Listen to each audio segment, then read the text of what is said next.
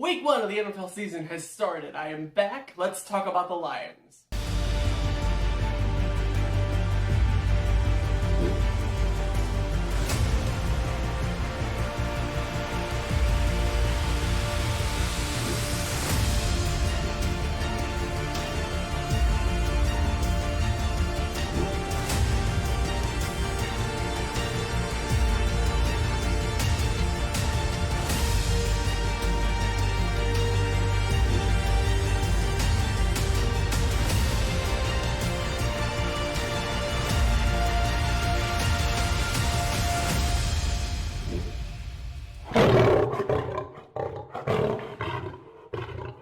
So the Lions kicked off the 2023 NFL season for some reason. Not 100% sure why the NFL scheduled that game week 1, but they did, so we're going to talk about it. They opened the season, and I want to talk about their defense first, because that's what impressed me the most, but there's an asterisk there. We'll talk about it in a second. Aiden Hutchinson, really good, played excellent. I think I saw like 25% of his pass rushing opportunities. He was in the backfield pretty much all game, making sure that Mahomes had to step up and move around in the pocket. Problem, he did not get any sacks. Neither did the entire team. However, it is Patrick Mahomes, who is famous for not being able to be sacked. So I'm not like 100% worried about that. It doesn't seem, like a lot of teams can sack him. So I wouldn't say that is a big concern at the moment. Linebackers. Alex Anzalone played pretty well, especially early in the game. Kind of disappeared later on, but that's fine. Rookie Jack Campbell, the late first round pick, had pretty much one good play, this one, but it was a hell of a good play, so I'll give it to him there. It was a good knockout. Hopefully they get him some more opportunities later on in the season to see what he can do in coverage. He looked pretty good. In run play, I didn't really notice him that much, so maybe he has to work on that a little bit, but seemed to be okay in coverage and seems to have good instincts. Brian Branch got lucky with the interception that he got off of Kadarius Toney. I would say a pick off of Patrick Mahomes, but really it wasn't Mahomes' fault. When this is how the play looks and it ends up as an interception, it's really hard to blame the quarterback. But good instincts from Branch to be able to reach back and get it and then just take off and run. He has some pretty good speed. Now, he did get hurt later on in the game, but they said on the broadcast that it was just cramps, so hopefully he will be all right for week 2. It was kind of hot in Kansas City. There were a couple of Lions that had cramps throughout the game, so hopefully he is okay. But my biggest takeaway from this is the defense held Kansas City to just 20 points. Did they play well, or did the Chiefs just play badly? Mahomes missed a couple of throws that you don't expect him to miss. He underthrew a couple of receivers that were a little bit surprising, more so in the second half. In the first half, Mahomes looked fine. Now, I know that they didn't have Travis Kelce, which is another big thing. The Chiefs were missing a couple of big players. And they said it even on the broadcast, which a lot of Lions fans were upset about. But it's true. We don't know what would have happened in that game if Travis Kelce would have been playing, because he is the most uncoverable tight end or anybody in the entire NFL. Every time I watch a game, he is wide open for no particular reason. But he just is able to find those creases in the defense that Mahomes can exploit. In this game, he wasn't there. So it's really hard to tell whether or not they would be able to keep up with someone on the level of Travis Kelce. They also were missing Chris Jones, but that's more on the defensive side. I don't think the Chiefs' defense really played that bad, even without Chris Jones. The high-flying Detroit offense that everybody was so hyped about because, they were top 10 in the league last year, and they're going to be awesome. Yeah, they scored like 14 points, I think, the whole game. One of the touchdowns came defensively. The other one was in the first quarter. Now, they did have another good drive that they were going down at the end of the first half, and then Marvin Jones decided to have a fumble, his first career fumble, possibly the worst possible time you could have that. And Marvin Jones was bad. He was awful. He might be cooked. He's old. He had a couple of pretty big drops. He didn't seem to get open very often, and that seemed to be kind of a whole problem with the Lions' receiving core. The two players that stood out the most was Amon-Ra St. Brown and Sam Laporta, the new tight end.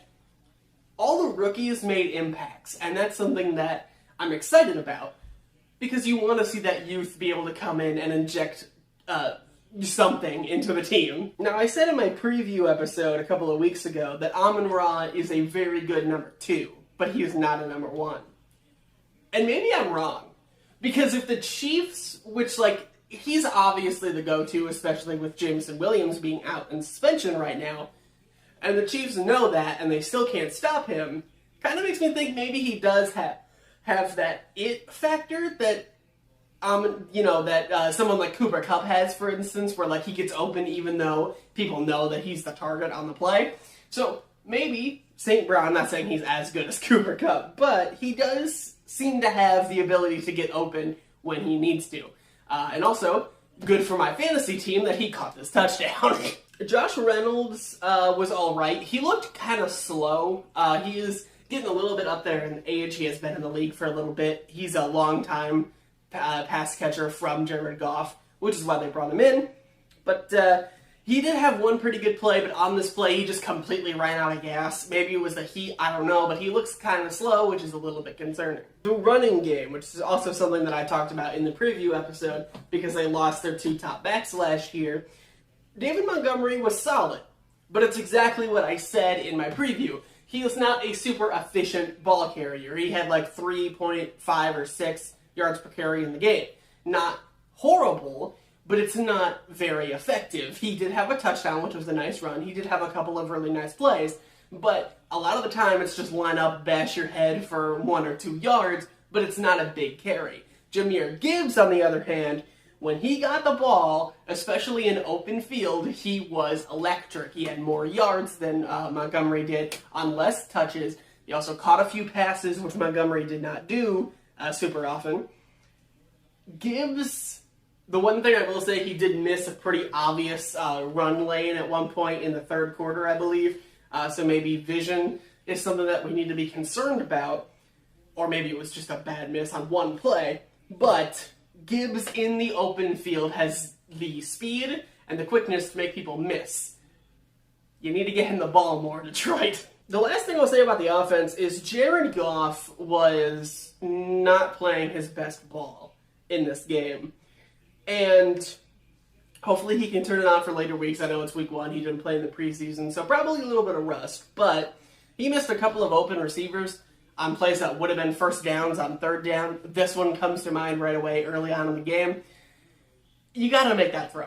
You know, you can't miss it that badly. And there were a couple of others. There was this play to Amon-Ra St. Brown that he was wide open down the field. And it was still a nice throw for a completion on the in route, on the dig that they threw. But he didn't see Amon-Ra over the top. And that's the difference between, you know, when you're playing a Kansas City Chiefs when their offense is turned on, between a shootout and a loss. They were lucky in this game that the Chiefs' offense was not up to full speed yet. Also, punting was...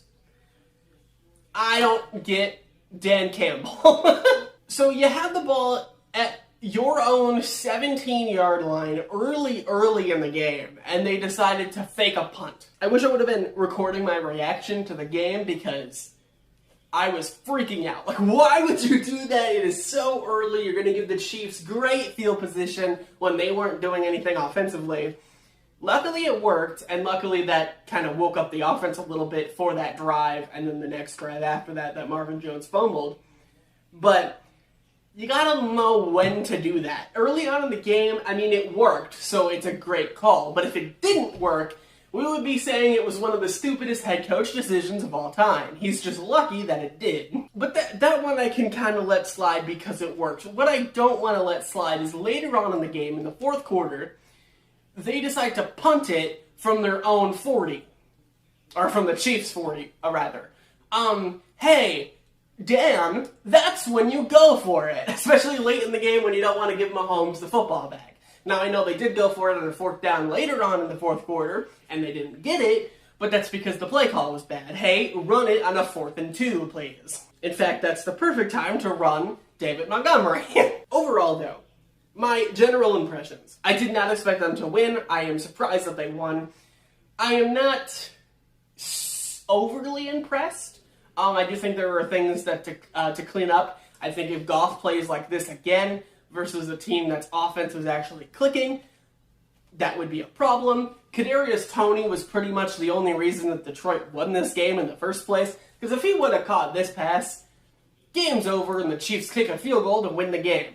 So I'm impressed that they were able to keep up with them for as long as they were. However, I don't think the Chiefs played their best game, and I think that in order to go forward, there are multiple things that need to be cleaned up. However, winning these types of games where the other team doesn't play super well is something that the Lions have historically not been able to do. They have not been able to capitalize on mistakes. They did in this game, and that is improvement. Now just keep improving, and we might actually have a playoff team for once. That's going to do it for me, though. Thank you guys so much for watching the recap. Let me know what you guys thought of the game in the comments down below, and what you expect the Lions' record to be. I'm going to guess somewhere around 9-8 or 10-7. I do not think we're going to win the division. I am expecting a wild card playoff game. At least that is my hope.